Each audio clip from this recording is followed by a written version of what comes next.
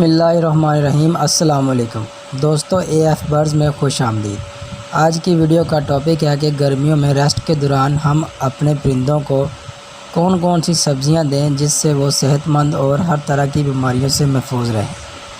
امید ہے کہ آپ کو یہ ویڈیو پسند آئے گی۔ اگر ویڈیو پسند آئے تو برائے مہربانی لائک کر دیں اور چینل کو سبسکرائب کر لیں اور ساتھ والے بیل آئیکن کو بھی دبا لیں تاکہ آپ کو ہماری آنے والی ہر نئی ویڈیو مل سکے۔ تو چلتے ہیں ویڈیو کی طرف۔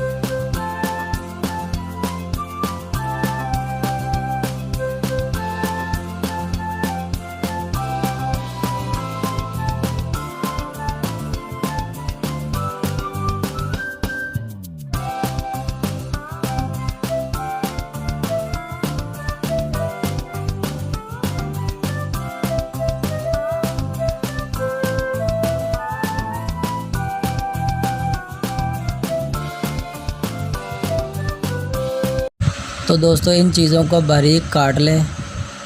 کاٹنے کے بعد اچھی طرح مکس کر لیں اور ایک پیئر کو 1 چمچ کے حساب سے دیں۔ اس سے آپ کے برڈ صحت مند رہیں گے اور آنے والے سیزن میں بریڈ بھی انشاءاللہ تعالی اچھی کریں گے۔